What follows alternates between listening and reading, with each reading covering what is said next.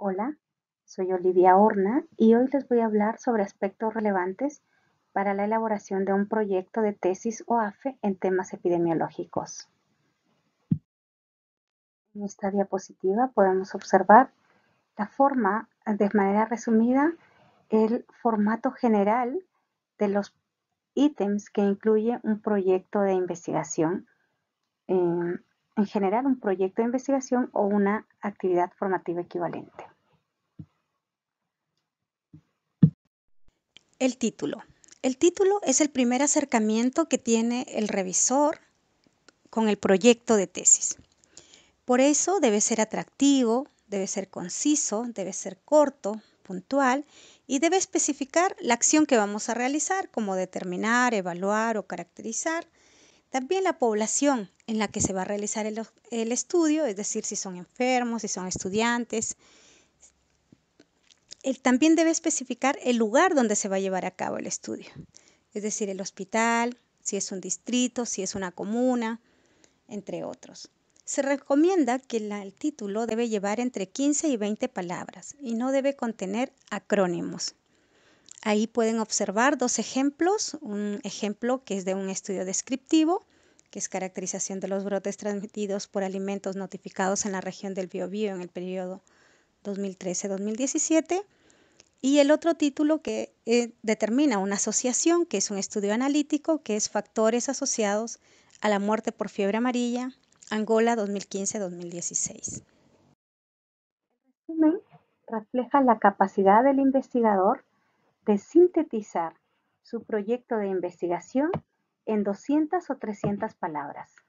En el caso de los estudios epidemiológicos, se deben organizar de la misma forma del proyecto, es decir, hacer una pequeña introducción muy corta o antecedentes, el objetivo general, material y métodos, en el cual incluye el diseño, las variables principales, el plan de análisis, eh, el software que se va a utilizar, la forma como se van a presentar los resultados y los resultados esperados o el propósito del estudio. En esta diapo podemos observar un resumen de uno de los proyectos de mis estudiantes y, como pueden observar, está bien estructurado en el sentido que deja la idea principal en la introducción, el objetivo. En material y métodos hace referencia al diseño de estudio, a las variables principales que se van a analizar, la fuente de información de dónde la vamos a obtener y cuál va a ser el plan de análisis a seguir. Y por supuesto, cómo se van a presentar los resultados obtenidos después de realizar todos estos análisis y cuál es el paquete estadístico o software estadístico que vamos a utilizar para ello. Y finalmente, el otro apartado son los resultados esperados, qué es lo que nosotros esperamos encontrar una vez realizado el proyecto. Y el último ítem es la mención de las palabras claves. La introducción debe explicar cuál es el problema que se quiere estudiar, es decir, cuál es la importancia del problema, describir bibliografía específica relacionada con el problema y también, en caso de existir documentación nacional respecto al problema, también debe mencionarse. También debemos explicar la justificación del estudio y para ello debemos revisar estudios que respaldan nuestra hipótesis o supuesto que vamos a estudiar. Para esto es importante saber cuánto se sabe del problema, si la bibliografía revisada de estos estudios apuntan a la misma dirección o existen estudios que apuntan a direcciones distintas, es decir, a resultados diferentes, ¿vale? Si existe información a nivel nacional o no respecto al problema y cuánto nuestro estudio aportará a la solución de este problema existente. El marco teórico responde a por qué el estudio de investigación que quiero realizar es importante, ¿no? El primer paso a describir en el marco teórico es el problema. Presentar el área de conocimiento respecto al problema, los antecedentes epidemiológicos a nivel internacional y nacional respecto a este problema a estudiar, el conocimiento específico del área del estudio de este problema y cuáles son las últimas investigaciones realizadas o hallazgos de estudios de investigación, es decir, lo que llamamos el estado del arte respecto al problema que queremos estudiar. En esta parte lo que tenemos que señalar de cada uno de los estudios son las contribuciones y las limitaciones de cada uno de ellos. También debemos relacionar el problema que queremos estudiar con el contexto nacional y cómo esto se relaciona con el GES, con los objetivos sanitarios y en caso de ser un problema que tiene una estrategia nacional, por ejemplo, tuberculosis, VIH, cómo se relaciona con esta estrategia, cómo aporta. Y una vez desarrollado cada uno de estos apartados, podemos explicitar nuestra pregunta de investigación que va a ser consecuencia del desarrollo de estos argumentos mencionados. La pregunta de investigación debe ser interrogativa, concisa y formulada siempre en presente. Una buena pregunta nos ayuda a definir claramente el problema y el tipo de evidencia que debemos buscar. Tiene ciertos atributos, es decir, que la pregunta debe ser relevante, interesante, por supuesto contestable y éticamente apropiada. Generalmente, para ayudarnos a construir una pregunta de investigación, nos guiamos de un acrónimo que se llama PECOT. En este caso, la P nos indica la población, la E la exposición, la C la comparación, la O el resultado y la T el tipo de estudio. Podemos observar esta pregunta de investigación como ejemplo que dice, ¿son los niños que juegan con videojuegos todos los días los que tienen mayor riesgo de obesidad que aquellos niños que no lo hacen o lo hacen de manera esporádica? Población, niños, ¿no? La exposición serían juegos, niños que juegan con videojuegos todos los días. ¿Con quién comparamos? La comparación sería con niños que no juegan o lo hacen de manera esporádica. El resultado es que si hay mayor riesgo de obesidad en aquellos niños que juegan todos los días. Y el tipo de estudio puede ser, en función de esta pregunta, yo puedo plantear solamente dos tipos de estudio, un estudio de cohorte o un estudio de caso control. Las hipótesis. Es la manifestación formal de la relación o relaciones entre dos o más variables en una población específica. Traduce la pregunta de investigación en una explicación o predicción clara del principal resultado esperado del estudio que estamos planteando. Esta hipótesis debe contener las variables principales, es decir, evento y exposición, la población en estudio, el tiempo en el que se va a realizar y el resultado esperado. Recordar que su formulación es crucial porque determina el diseño de estudio. También hay que tener en cuenta que las hipótesis solo se plantean en estudios epidemiológicos analíticos, no en los estudios descriptivos. En los estudios descriptivos se plantea, en algunos casos, supuestos, aunque no es obligatorio. El punto 3 son los objetivos. Todo proyecto debe tener objetivos generales y objetivos específicos. El objetivo general debe ser una afirmación clara y concisa que se expresa empleando el presente como forma verbal. Generalmente repite la información de la pregunta de investigación, pero en forma afirmativa y comenzando con un verbo, que puede ser evaluar, caracterizar, determinar, estimar, entre otros. Los objetivos específicos, al igual que el objetivo general, deben ser una afirmación declarativa, clara y concisa. Deben ordenarse desde lo general a lo particular o desde lo descriptivo hacia lo analítico. Se pueden utilizar los diferentes verbos que aquí se señalan. En esta lámina podemos observar un ejemplo de la presentación del objetivo general y objetivos específicos. La metodología. El primer apartado de la metodología es el tipo de estudio y esta debe adecuarse a la pregunta de investigación. El tipo de estudio puede ser estudio experimental u observacional y dentro de los observacionales podría ser descriptivo o analítico y de tipo transversal, caso control, cohorte o ecológico. La unidad de análisis es si vamos a estudiar individuos, familias, escuelas o medidas agregadas a nivel de grupo. El segundo apartado de la metodología es la población. Aquí es importante definir sus características, el lugar y el tiempo. Dentro de la población es importante mencionar la diferencia entre la población diana y la población de estudio. La población de estudio es aquella que cumple los criterios de inclusión y selección, de inclusión y exclusión. Y es accesible y es por el investigador, o sea, es a la cual el investigador tiene acceso. De esta población de estudio, mediante métodos de muestreo, que pueden ser probabilísticos y no probabilísticos, se extrae un subconjunto de la población, que generalmente debe ser representativa de la población de estudio, y es a la que llamaremos muestra. A esta muestra son los sujetos, va a estar conformada por los sujetos que realmente vamos a estudiar y a la que le vamos a aplicar el instrumento o le vamos a tomar las muestras de sangre, entre otras.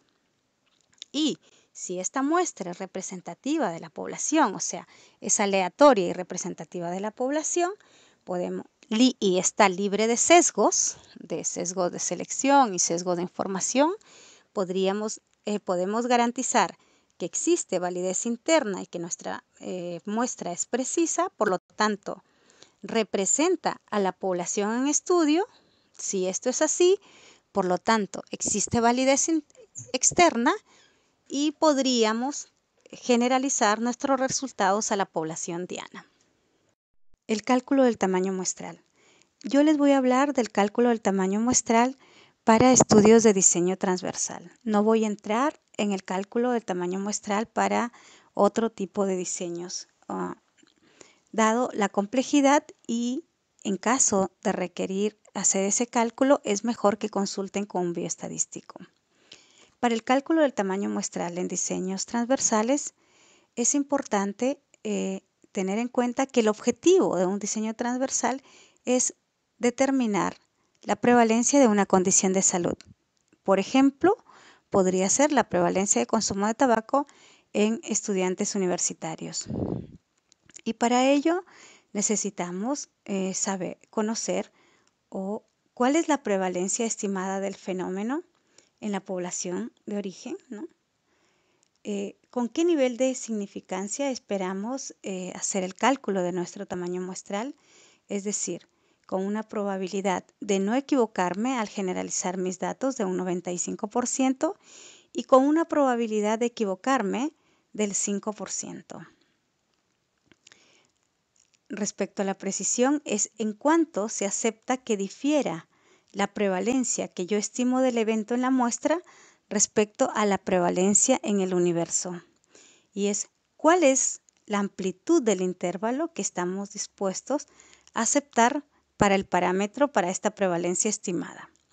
Ahí pueden observar la formulita, y donde n hace referencia al tamaño muestral, la z al valor de la desviación normal, al ser del 5%, el valor de z es de 1,96. La p, que es la prevalencia de la característica que se evalúa en la población. El q es el 1 menos la prevalencia, y la d es la precisión, en cuanto se aleja la muestra de la verdadera prevalencia, del verdadero valor del universo. Los métodos de selección de los sujetos para la muestra en un diseño transversal puede realizarse por muestreo por conveniencia no probabilístico o por muestreo probabilístico. Las técnicas de muestreo de tipo no probabilísticas, ¿no? La selección de los sujetos a estudio dependerán de ciertas características que él o los investigadores consideren en ese momento, por lo que suelen considerarse que son poco válidos y confiables o son no reproducibles, dado que no hay certeza de que representen a la población de estudio. El muestreo probabilístico es la probabilidad de que cada individuo a estudio tiende de ser incluido en la muestra a través de una selección al azar. Esta puede ser de 4 tipos. El primero es el muestreo aleatorio simple. En este muestreo se garantiza que todos los individuos que componen la población de estudio tienen la misma oportunidad de ser incluidos en la muestra.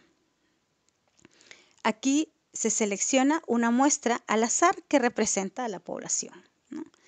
El muestreo estratificado. Los individuos son separados o estratificados, valga la redundancia, por una característica que puede ser sexo, edad, nivel socioeconómico, entre otros. Y dentro de cada una de esas unidades se seleccionan mediante un muestreo aleatorio simple hasta definir el número de elementos de la muestra que debemos seleccionar en cada uno de esos estratos. Luego tenemos el muestreo sistemático, aleatorio sistemático. Este muestreo es útil cuando los individuos están ordenados por alguna característica de forma sistemática. Por ejemplo, puede ser la fecha de nacimiento, ¿no? Y ahí, por ejemplo, podemos ir seleccionando un individuo cada 4 días, o también podríamos ingresar al estudio aquellos pacientes que ingresen o que lleguen al establecimiento, por ejemplo, los días impares del mes o los días pares, dependiendo lo que definamos, o aquellos individuos que lleguen al establecimiento y que el último dígito del root sea un número par. Y así vamos hasta completar el tamaño de la muestra. En el caso del muestreo por conglomerados, aquí la muestra se toma de un total de individuos que se encuentran agrupados, por ejemplo, en un consultorio, en una comuna o en una región, ¿no? Una vez que se identifica estos conglomerados, generalmente se buscan unidades más pequeñas, que pueden ser cuadras, calles, a veces son escuelas, consultorios, algún hogar de ancianos. Y una vez que se elige esta unidad, ahí aplicamos la medición del instrumento a todos sus integrantes. Otro apartado importante es señalar los criterios de inclusión y exclusión. Hay que recordar que estos criterios no son opuestos, por lo tanto, los criterios de exclusión son aquellos, incluye a los individuos, si es que hablamos de individuos o de grupos, que cumplen los criterios de inclusión, pero que son excluidos, por ejemplo, porque tienen una pérdida de información superior al 30% en una de las variables principales. Eso podría ser un ejemplo. En el caso que yo les mencioné en uno de los títulos como ejemplo, por ejemplo, el de factores asociados, en el caso de Angola, a muerte por fiebre amarilla, ahí, por ejemplo, nosotros utilizamos una base de datos secundaria. Esa fuente de bases secundarias se incluía, ¿no?, todos los casos sospechosos y confirmados de fiebre amarilla. Esos fueron los criterios de inclusión. Todos los casos sospechosos y confirmados por fiebre amarilla y que estén registrados en el sistema de registro de la Dirección Nacional de Salud Pública de ese país. Y se consideró como criterios de exclusión, ¿no?, aquellos casos en los que no se pudo tener información acerca de la variable exposición, de la variable del evento, por ejemplo, si estaba muerto o vivo o recuperado. Otro apartado que es importante de tener en cuenta es el tamaño muestral y el procedimiento de muestreo. Este tamaño debe ser suficiente para demostrar la asociación que estamos pensando evaluar. Muchas veces el tamaño muestral está delimitado por el tamaño de la base de datos que vamos a utilizar para nuestro análisis. Por ejemplo, si utilizamos una base de datos secundarias, va a estar delimitado por el número de registros, ¿no?, que existen en esa base de datos. También muchas veces delimitamos, y esta base va a ser la población y la muestra, porque vamos a estudiar todos los registros, o sea, toda la población de estudio, ¿no?, y por lo tanto va a pasar la población, será la muestra. Muchas veces estos registros son recogidos con larga data, y para, por ejemplo, para hacer un estudio de investigación, en el caso de los magíster, utilizan los últimos 5 años o los últimos 10 años de este registro. Entonces aquí, en este caso, la muestra va a estar delimitado por el periodo de estudio que vamos a estudiar. Por ejemplo, en el caso del estudio de brotes de ETA, que yo les mencioné como ejemplo en el título también, aquí la estudiante decidió, es un registro que registra todos los brotes de ETA desde hace más de 20 años, pero ella decidió, por la calidad del registro, utilizar los últimos años, es decir, los últimos 5 años. Entonces, es importante hacer que no siempre se puede calcular el tamaño muestral, sobre todo cuando utilizamos bases de datos secundarias. Generalmente el tamaño va a estar delimitado por el número de registros que tenemos y el periodo de tiempo en el que lo vamos a utilizar. Si requerimos de hacer un tamaño muestral, porque es importante para demostrar una asociación, este tamaño muestral debe ser suficiente para poder demostrarlo y además debe realizarse por métodos probabilísticos, generalmente, o sea, por métodos aleatorios. Este método de muestreo debe ser aleatorio o en algunos casos podría ser no probabilístico, o sea, de conveniencia. Otra característica importante que se debe mencionar en la metodología son las variables. Las variables son características que son observables y medibles. Y esta medición o estos valores de medición depende del investigador y también de la bibliografía con la que yo me pretendo comparar como investigador. Aquí es importante mencionar que si la definición de las variables y la distribución de nuestras variables van a determinar los análisis estadísticos a posteriores. Dentro de las variables es importante mencionar cuáles son las variables dependientes o independientes en caso de un estudio transversal. En caso de un estudio que tenga una variable dependiente y que esté evaluando un factor de riesgo, como es el caso control, ¿no? Supongamos que quiere evaluar el hábito tabáquico con el cáncer de mama, ¿no? La variable de exposición o independiente sería el hábito tabáquico y la variable dependiente sería el cáncer de mama, y las variables confusoras, en este caso, sería la edad. Al menos una de estas variables sería la edad. ¿Y cómo obtenemos las variables? ¿Cómo sabemos cuáles son estas variables confusoras? Generalmente por la literatura que uno revisa en el marco teórico, especialmente en el estado del arte. Otro apartado importante es la recogida de datos y la fuente de información.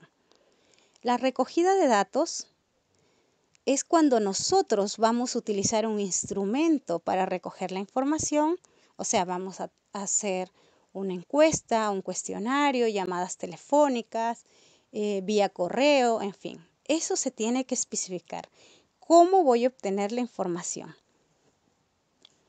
También debemos especificar si el instrumento que vamos a utilizar está validado en Chile, o está adaptado o es un instrumento que está construido a partir de diferentes instrumentos validados,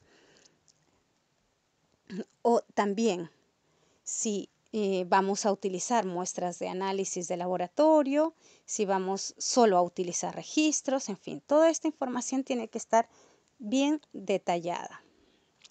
En el caso que utilicemos fuentes de información, es decir, bases de datos secundarias, es importante tener un registro de uso de la base de datos, a menos que sean públicas. Cuando son públicas no es necesario, pero si, por ejemplo, vamos a utilizar una base del servicio de salud en el que trabajamos, es importante que el director del establecimiento nos autorice el uso de esa base de datos. Y esta base de datos, por supuesto, debe tener un código de identificador para que no contenga datos personales o identificativos de los usuarios. En este sentido, de las fuentes de información, generalmente el tamaño muestral va a estar definido por el número de registros existentes, ¿no? en en esta base de datos. Aquí podemos observar que las variables de estudio tienen diferentes nombres, ¿no? Por ejemplo, la variable independiente también se llama variable explicativa, variable de exposición, variable de tratamiento o variable experimental, dependiendo del tipo de estudio. Lo que sí hay que tener en cuenta es que la variable independiente es aquella variable que tiene un efecto sobre la variable dependiente o evento. Y la variable dependiente también tiene diferentes nombres y es la variable que es la explicada, ¿no? La variable resultado o variable evento. También variable respuesta, que es el resultado que se desea predecir o explicar. Y esta siempre va a estar afectada por la variable independiente. En esta diapo podemos observar cómo se presentan las variables en el proyecto de investigación. Generalmente nosotros solicitamos que se presenten a manera de una tabla, es decir, donde se especifique el nombre de la variable, el tipo de variable, se realice una definición conceptual de la variable y una definición operacional. Esto con tal de facilitar el análisis de dicha información. El plan de análisis. Es importante distinguir varias etapas. En una primera etapa es la análisis exploratorio, que es cuando uno revisa la base de datos que lo obtiene de una fuente secundaria o la base que uno construye, ¿no? Donde uno lo que pretende es identificar datos anómalos o datos duplicados o hacer una revisión general de la base de datos inicialmente. Una vez que esta base de datos es revisada, se eliminan los casos duplicados, los datos anómalos se corrigen, se verifican, entre otros, se pasa a hacer el análisis descriptivo. Aquí en el análisis descriptivo generalmente vamos a calcular frecuencias y porcentajes para las variables cuantitativas y en caso de ser mediciones cualitativas vamos a calcular medias, desviaciones estándar, valores mínimos y máximos. También cuando las variables analizadas tengan estas desviaciones muy elevadas, es mejor que utilicemos medianas o modas para poder hacer esta descripción. También vamos a calcular la prevalencia de la enfermedad, la incidencia o la prevalencia de este factor de riesgo, dependiendo del tipo de estudio que estemos realizando.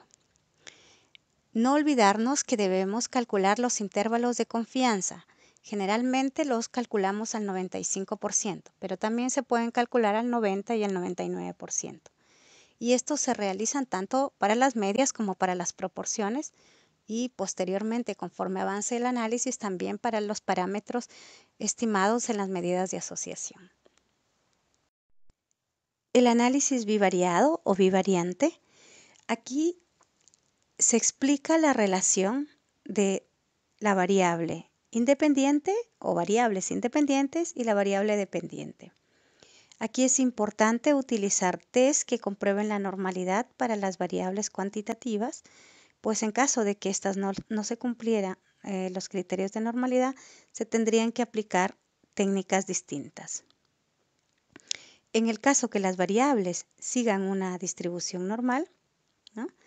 Hay que tener en cuenta que si ambas variables son de tipo numérico, se debe indicar un coeficiente de correlación de Pearson o una regresión lineal.